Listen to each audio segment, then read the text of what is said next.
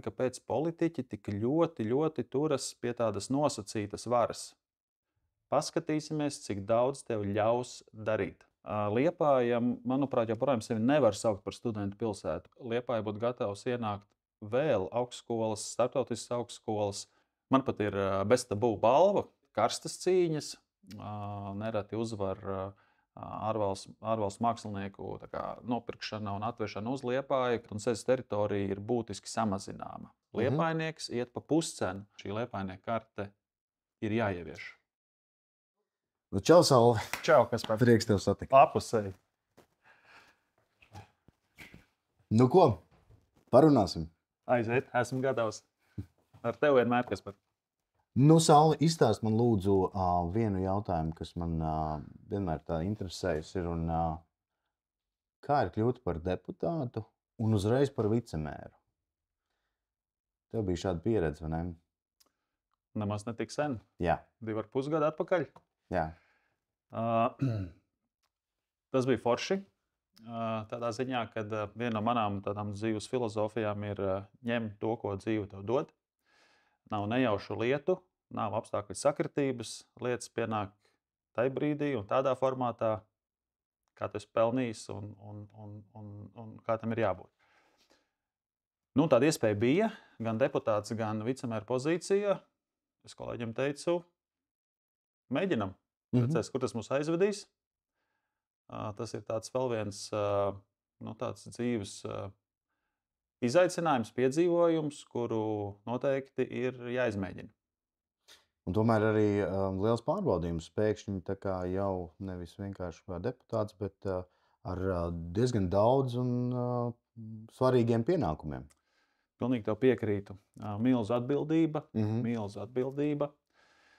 Jo pēkšņi tev ir jādomā ne tikai tādā no privātā sektora nākot par savu uzņēmumu, par savu komandu, kas ir tā teikt, 10 cilvēku mērām, bet pēkšņi tu esi atbildīgs visu liepainieku priekšā ar tām tēmām, kuras tev ir uzticētas kā prioritārās, kā uzraugāmās, attīstāmās un milzu atbildība. Es nekad neesmu baidījies no atbildības, nekad neesmu baidījies no teiksim, tādām jaunām pieejām, jauniem mēģinājumiem kārtot lietas un ieklausīties cilvēkos. Tāpēc man tas bija kaut kādā mērā tā varbūt vieglāk nekā tas būtu bijis citiem ielikt šādās kurpēs, bet nemirkli neesmu nožēlojis to lēmumu, ko pieņem pirms 2,5 gadiem.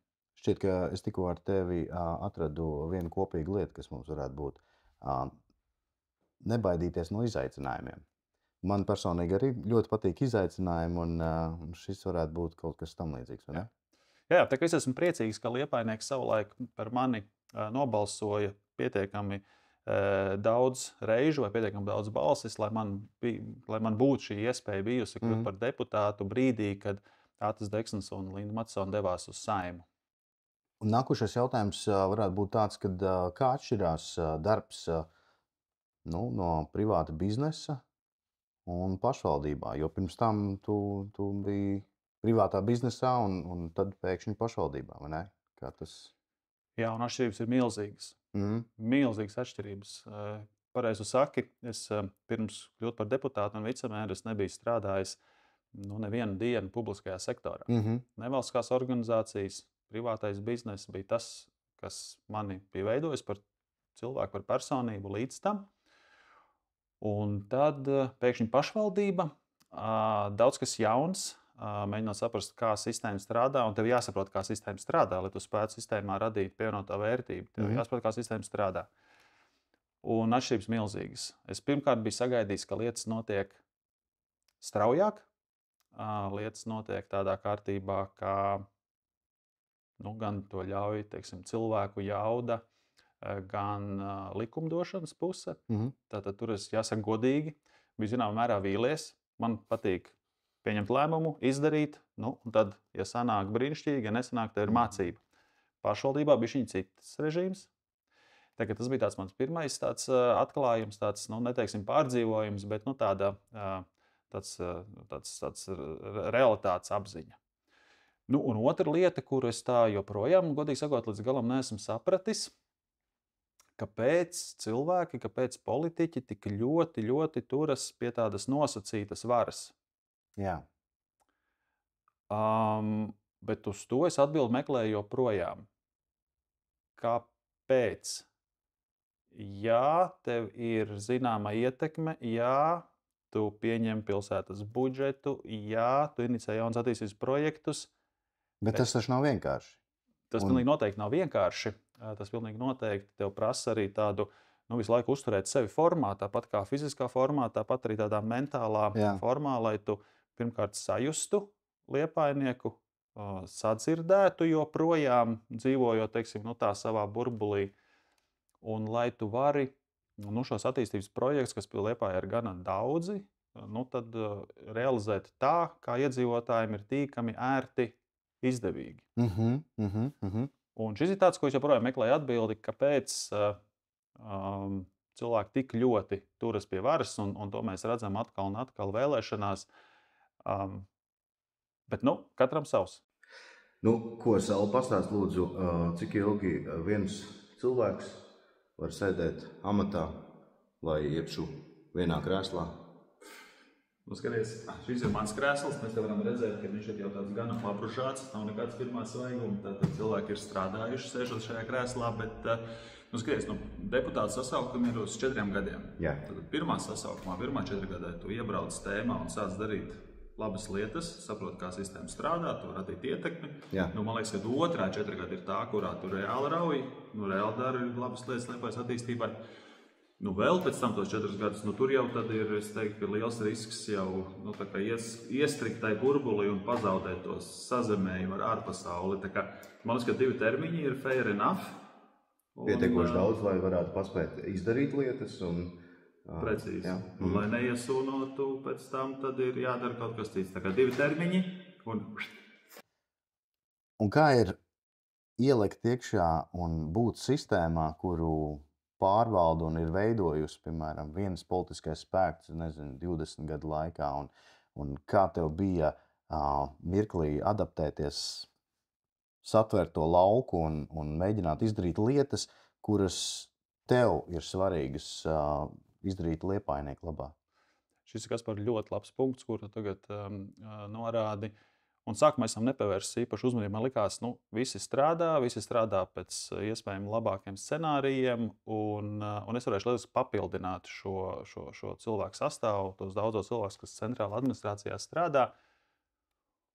Un tolaik, kad man ievēlēja par vicemēru, es saņēmu no viena pazīstama cilvēka Kurzemē tādu ziņu. Viņš man apsveic, visu forši, Salvi, zināju, ka tu to esi, ka tu to varēsi, un ka tas ceļš ir pareizais, kurš izvēlēsies. Viņš saka, bet paskatīsimies, cik daudz tev ļaus darīt. Un tajā brīdī es domāju, kāds sakars? Tagad tā realitātē, ko mēs redzam, tu katru dienu, es teiktu tā, ka cīnies ne tikai ar šīm savām pārliecībām un kā finansējumu piesaistīt, kā lietas izdarīt, bet tu arī cīnies par tādu politisku vienošanos, par saskaņošanām. Un nereti brīžiem, kad tu esi nocīnījies jau pusgadu un nonāc līdz domas sēdes balsojumam, kas viss ir pozitīvi, tu uzdod jautājumu, man vispār to vajadzēja? Vai šis sarežģītais ceļš bija tāds pietiekami tāds efektīvs un tiešām svarīgi tur tik daudzos sastāvos izdiskutēt? Bet neraugoties to, katru reizi tevi stiprina, tu saproti arvien vairāk, kā sistēma strādā un pielāgojies, un mēs esam daudzas lieliskas darbus izdarījuši. Daudz gan infrastruktūras, tur sporta laukumi, gan tādus programmas radījuši, tas, kas man bija svarīgi, lai atbalsta programmas būtu taisnīgas, Liepājniekus iesaistošas un caurspīdīgas. Un mēs esam sakārtojuši gan NVO, nevalstisko organizāciju atbalsta programmas, mēs esam radījuši kino fondu, kā tu zini, kino atbalsta fondu. Kas mums te ir? Mums ir viena no kino un teātra afišām Liepājā. Un ne par velti mēs esam šeit, jo Liepājā ir filmu fonds. Jā, tieši tā, Kaspar, šī filma, kas ir Minecrafts, nav filmēta ar Liepājas kinofonda atbalstu, bet kinofonds pagājuši gadu izveidots. Mēs esam viena no retajām, viena no nedaudzajām pilsētām Eiropā, kurām ir šāds mērķiecīgs kino atbalsta fonds. lai dažādas slavenas pasaules līmeņa filmas brauktu uz Liepāju un tiktu filmētas šeit. Tā skaitā ar Liepājas aktieriem, ar Liepājas jauniem talantiem, grimēšanā, producēšanā, dekorēšanā un tā tālāk.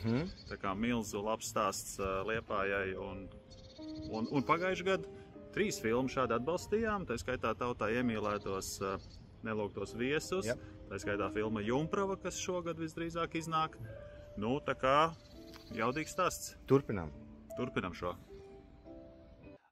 Mēs esam sakārtojuši dažādas nometņu programmas, lai viņas būtu arī sporta organizācijas piesakoties, lai viņas būtu visiem, nu tā teikt, ar vienlīdzīgiem noteikumiem, un katrs var iestartēt un bez mazliet pats sevi novērtēt, būšu es atbalstīts vai nebūšu atbalstīts. Un tas man bija kritiski svarīgi.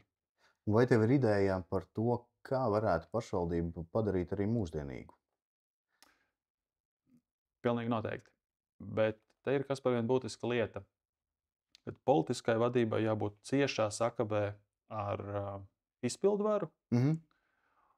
Un mēs jau, es teiktu tā, ejam šai virzienā ar visām digitalizācijas lietām, ar tādiem globālām apņemšanām, kad Liepāja ir Eiropas pilsēta, nevis kaut kur Latvijas rietumos, bet tā ir svarīga Eiropas pilsēta. Un šī domāšanas maiņa veidojas. Tā kā mēs pilnīgi noteikti varam darīt efektīvāk, varam darīt vēl jaudīgāk, kā mēs darām līdz šim. Un tas noteikti nozīmē arī turpināt strādāt pie tādas arī atvērtības, vai ne? Arī politiskās un... Nu, pilnīgi noteikti, jo redzi, nereti, vai tu esi novērojis, bet politiķi mēdz izdomāt, ka viņi zina vislabāk, kā vajag. Viņi zina, mums ir pieredze, mēs tagad darīsim šitā, bet ar tām svarīgajām ikdienas lietām, kas liepājniekam ir svarīgas, vislabāk to zina liepājnieks pats, tas, kurš brauc ar grabošu liftu, tas, kuram pie mājas ir bedrīte, tam, kuru bērnam nav iespēja uzspēlēt basketbolu vai futbolu vai tenisu kaut kur dzīvesvietas tuvumā.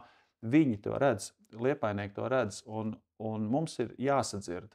Mums ir ne tikai jāklausās, mums ir jāsadzird. Un jānodrošina šis piedāvājums, lai katram liepājniekam dzīvot Liepājā ir patīkami un forši.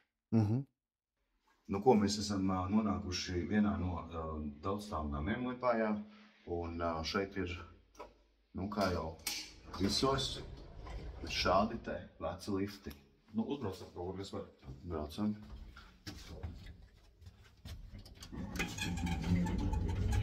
Jo, tiešām šitā ir arī Liepājā? Jā, šitā mums ir Liepājā. Grābu un dūts un raustās. Labi, ka var tikt augšā. Bet tu zini, kas par mums ir pilsētā tādi fondi, kā Daudzdzīvokļu namu pagalma atbalsta fondiņš. Mums ir kultūra vēstures piemēra fondiņš. Es domāju, ka šitiem liftiem ir vajadzīgs viens skaidrs atbalsta tāda programma, kur iedzīvotāji pašvaldības būtiski līdzfinansējumu var nomainīt vai atjaunot, piedot šos sagrabējušos liftus, tā lai mēs varam braukt droši un priecīgi. Tas noteikti ir jāizdara, vai ne? Liepāja var labāk. Un tagad mazliet pārējot, es gribētu tev pajautāt vienu arī būtisku jautājumu. Es esmu saņēmis arī no daudziem liepājniekiem un paziņām arī šādi jautājumi par to, kā tad tur ir, kāpēc Salvis kandidē un kandidē uz 2 vietām, uz pašvaldību un arī uz universitātes direktora amatu. Un ko tad, vai tad Salvis tagad metīs pie malas politiku, kāpēc viņš ir tur, kāpēc viņš ir tur? Vai tu vari mazliet vairāk kaut ko pastāstīt par šo stāstu? Nu, ideālā versijā Salvis labprāt sevi noklonētu, ka viņš var būt gan tur, gan varbūt vēl kaut kur. Bet, nu, jāsaka godīgi, kad mums ir priekšā, nu, tā nosacīt sakot, 2 vēlēšanas, gan Rīgas Tehniskās universitātes Liepājas akadēmijas direktora izvēles process notiek. Un, jā, es izgāju publiski ar paziņojumu, kad es piesakos. Tas vai cits iemesls, bet radījis tādu, nu, es teiktu, tādu lavīnas efektu, kad uz šodienu kandidē pat 13 pretendentu šo amatu, kas ir brīnišķīgi. Un es ticu, ka uzvarēs piemērotākais, spēcīgākais kandidāts šodien, šeit un tagad, kas Rīgas Tehniskās universitātes Liepājas akadēmiju varētu virzīt uz attīstību. Nu, un tāpat mums pašvaldību vēlēšanas ir priekšā. Nu, kā Liepājnieks būs lēmis, nu, tā būs. Būs deputāta mandāts, nebūs deputāta mandāts. Bet tas, kas ir svarīgi, kad augstākā izglītība mums ir, nu, kā lai pasaka, kaut kādā mērā pat atstāta novārtā pēdējos pāris gadus desmitus. Liepāja, manuprāt, joprojām sevi nevar saukt par studentu pilsētu. Un ar šo gājienu, kad es saku, hei, es esmu gatavs būt direktors, faktiski es pasaku liepājniekiem un pats sev, es esmu gatavs iet un darīt, lai Liepāja var būt studentu pilsēta, lai Liepājā būtu ne tikai kopā saskaitot ap 3000 studējošajiem, bet lai tas cipars ir reizes 2 tuvākajos gados. Un es jūtu, ka Liepāja to ir pelnījusi. Un es jau pateikšu vēl vairāk. Šobrīd Rīgas Tehniskā universitātes Liepājas akadēmija ir tāds vadošais spēks augstākā izglītībā Liepājā.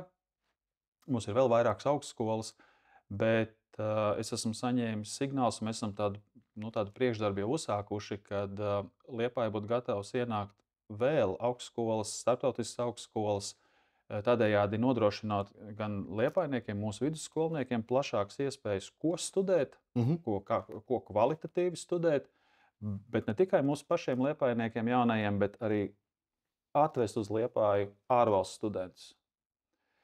Tā kā šeit mums ir neizmantotas iespējas, un augstskola ir kritisks elements, lai Liepājā cilvēku skaits palielinās, kas ir mūsu visu kopīgs mērķis.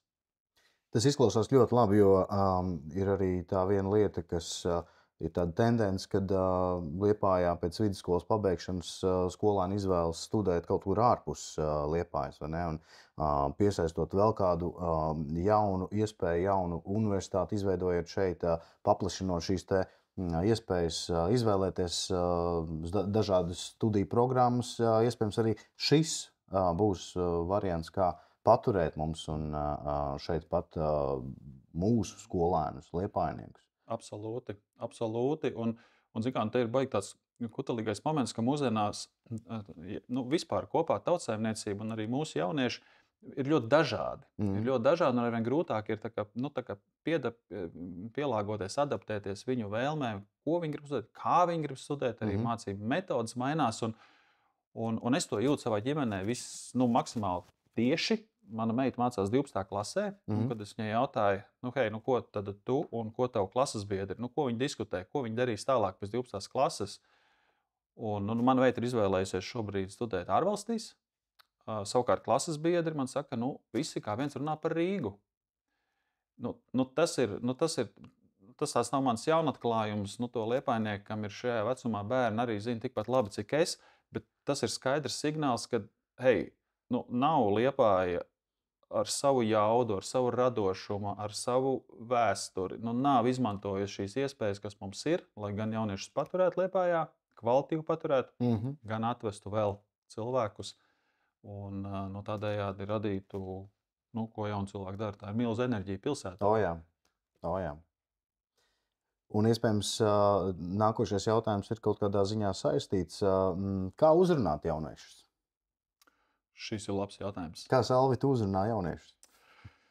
Man pat ir Best Tabū balva par to, ka es uzrunāju jauniešu TikTokā. Jā. Jo, zin kā, man liekas, ka mūsdienās mums ir jārunā ar cilvēkiem gan tā, kā viņi ir gatavi mūs sadzirdēt, gan tur, kur viņi ir gatavi mūs sadzirdēt.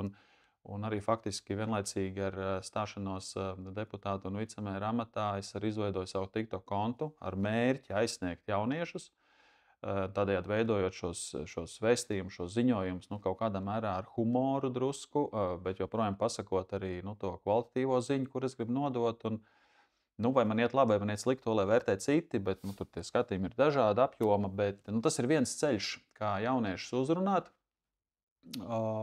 Interesantā veidā, viņiem saistošā veidā, un faktiski par jebkuru tēmu, vai runājot par pilsētu, par Liepājas, ir jauniešu galvaspilsētu šogad, kā tu zini. Jā. Vai tas būtu par studijām, vai tas būtu par sportu. Vienalga, kāda ir tematika, svarīgi ir būt tur, kur ir tava mērķa grupa, šajā gadījumā jaunieši. Tā kā mans TikToks rulē, un jā, un bez tabū balvas zaķītis, skaistais plastelīna ir ofisā uz plaukta. Nu, mēs Salvi esam nonākuši pie tevis kabinetā, un aiz mums stāv slavenais TikTok zaķis, ja? Jā, kur mēs varam pievilkt viņu tuplēnā, kur viņš ir, 23. gada balva, gada debija. Mazliet pastāsti. Nu jā, anonīmais liepainieks bija gan tāds nasks, ieraudzīja mani TikTokā. Jā. Tad Sauls ir TikTokā, Sauls komunicē ar liepainiekiem TikTokā un bez tabū to novērtēja ar šo plastelīnu zaķi. Bet TikTokā es esmu joprojām, kas par to es pamanījis. Un rekurs skatītākais video pat ir sasniedzis 24,000 skatījumu. Tā kā joprojām esam tur. Varam to piesakot. Varam piesakot un jā. Skatīties, ko tu tur dari. Precīzi. Ļoti labi. Plūdeni pārējot pie nākošās tēmas, ko es gribēju tev pajautāt. Eiropas kultūras galvaspilsēta, Liepāja. Un jautājums ir, vai ir dzīve pēc Eiropas kultūras galvaspilsētas un kas paliks pāri, kāda būs pievienotā vērtība pēc visu šī grandiozā pasākuma. Un tas nemaz nav tik tālu, 27. gads.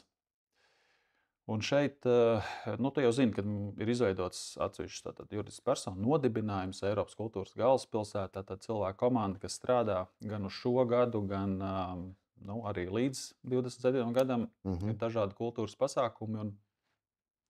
Un es kolēģiem to daudzkārt jau teicu, viņi zina manu nostāju, proti, kad mums ir jāliek akcents uz mums pašiem, uz liepainieku spējām, uz mūsu prasmēm, lai mēs nostiprinātu gan aktieru mākslas tēmas, gan glezniecības, un tur ir foto, un tur ir daudzas lietas sanāk spēlē. Un jāstiprina sevi, lai mēs radītu arī kaut ko, kas pēc 27. gada mums paliek, un mēs varam priecēt gan liepainiekus, gan mūsu viesus. Tur mums iet karstas cīņas, nereti uzvar ārvalstu mākslinieku nopirkšana un atvešana uz Liepāju, kas arī kaut kādā komponentē noteikti ir labi. Bet tas, kas ir būtiski, mums jāstrādā pie paliekošām vērtībām, un es ļoti ceru, ka būs šis kultūras piedāvājums tiks pilnveidots, bet no otras ir infrastruktūras objekti. Un, ja mums šie atvestie mākslinieki atbrauks, izklaidēs mūs un aizbrauks, tad, piemēram, mums kritiski svarīgais objekts - biblioteka. Tas būs kaut kas tāds, kas nekur neaizbrauks. Mēs viņu uzbūvēsim, un tas liepainiekiem kalpos ļoti, ļoti daudzus gadus. Un tas, kur mēs esam šobrīd tikuši, mēs esam konceptuāli vienojušies par bērnu bibliotekas vietas maiņu, kas būs mūsdienīgā foršā ēkā, foršā vidē. Tagad ir lielā biblioteka, lielā centrāla zinātniskā biblioteka, kurai būtu jāuztop, un mēs izdarīsim visu, lai tā ir paliekošā vērtība, un visi atcerās Eiropas kultūras galvaspilsētu kā veiksmes stāstu.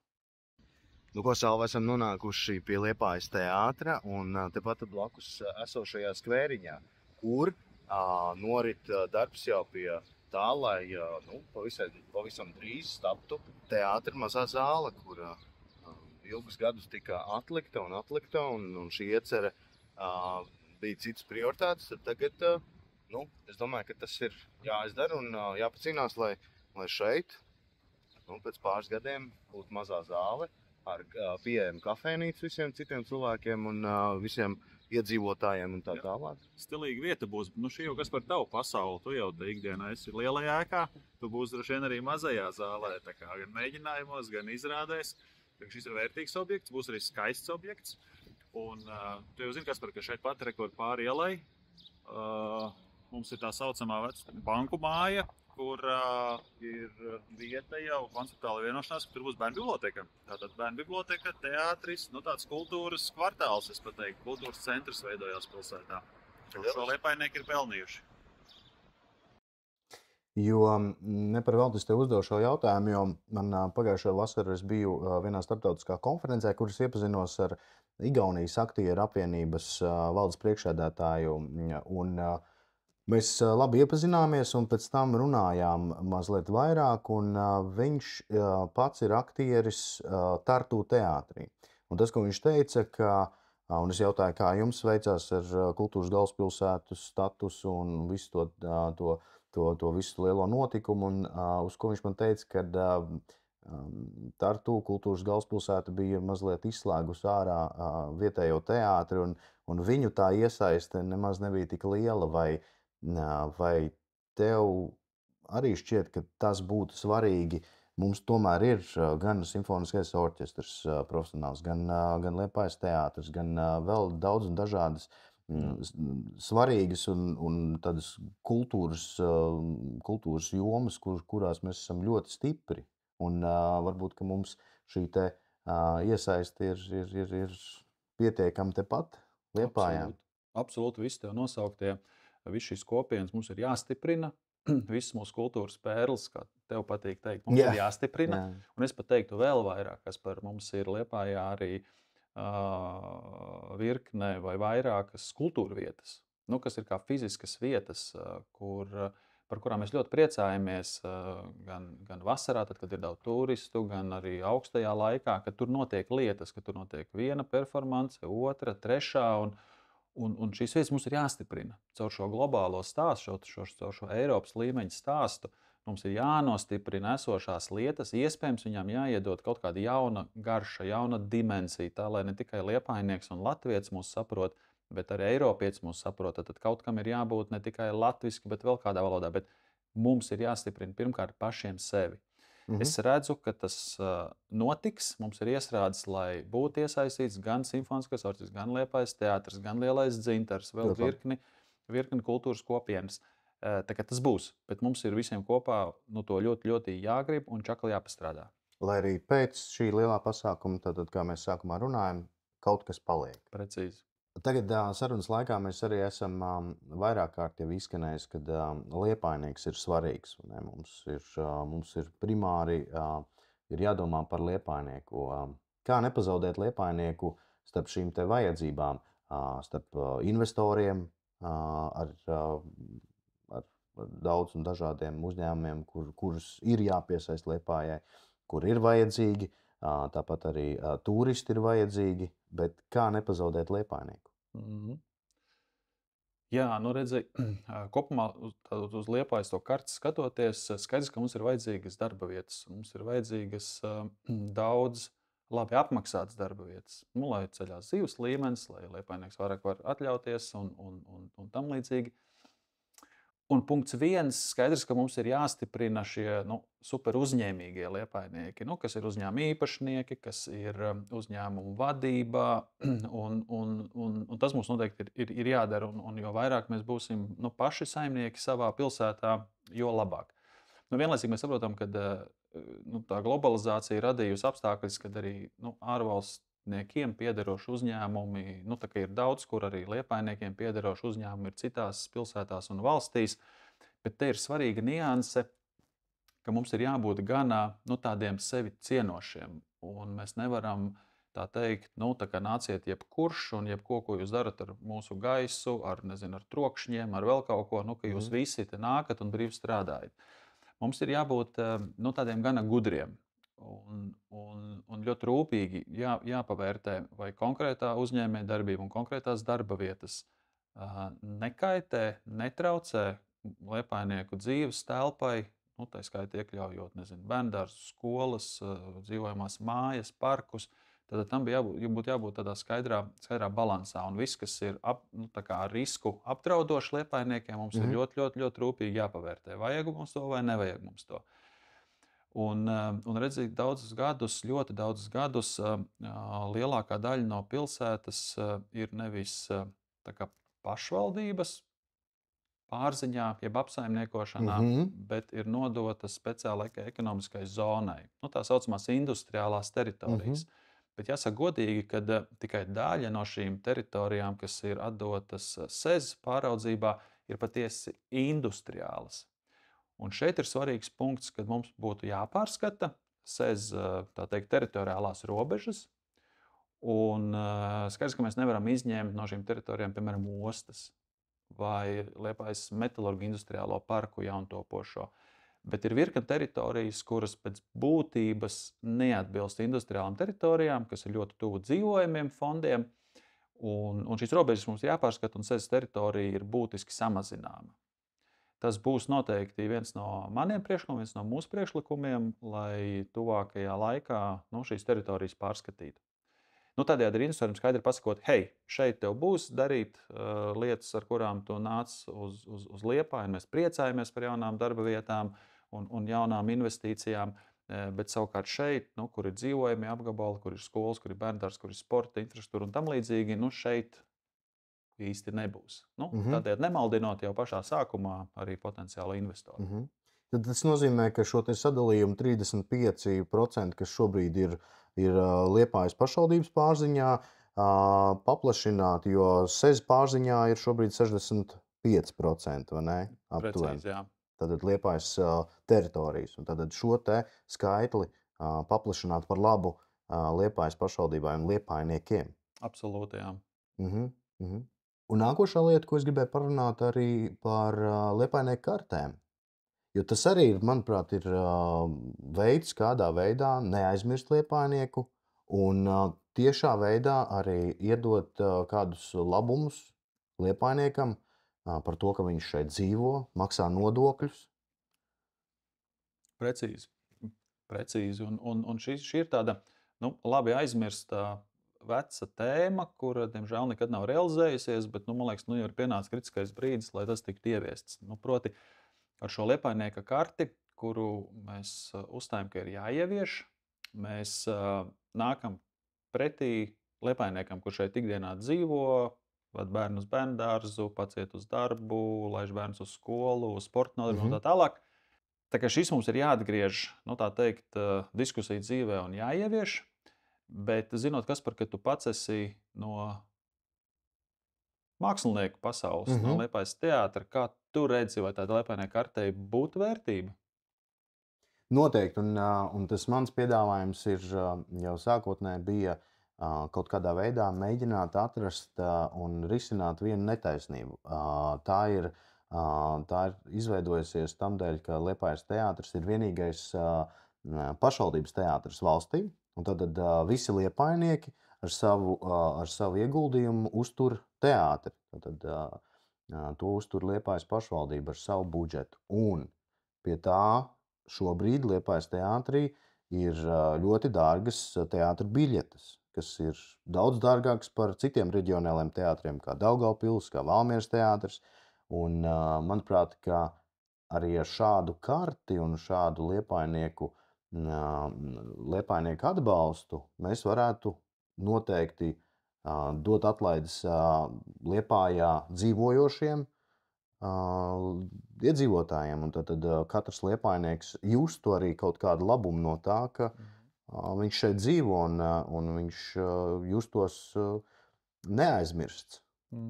Es pat ietu vēl tālāk, un proti tas, ko mēs esam iekšēnē diskutējuši un kam ir jānotiek ne tikai kultūras objekti un kultūras tādi pasākumi, bet arī sporta pasākumi. Tieši tas pats liepājnieks iet pa puscenu.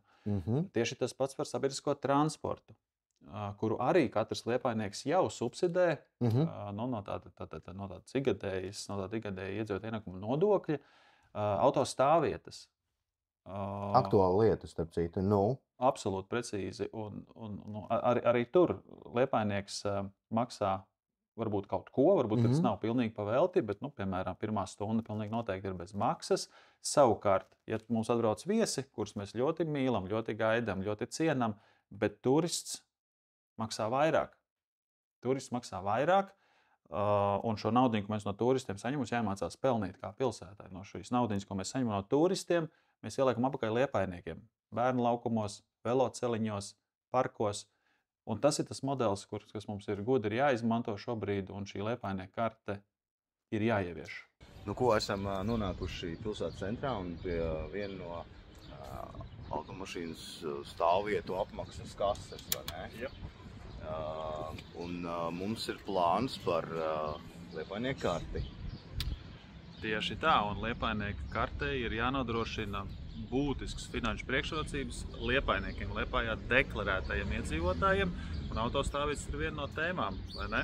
Tātad pirmā stunda obligāti bez maksas, kas nozīmē, ka brīdī, kad mēs esam centrā vai Jūrmālas parkā, izlaižam bērnus, savācam bērnus, aizejam pusdienās ar biznesa partneri vai sakārtojam dokumentus, mēs varam paspēt, atstāt mašīnu, izdarīt lietas, iekāpt atpakaļ mašīnā, aizbraukt, par to nemaksājot. Bet tāda iespēja tikai liepājniekiem.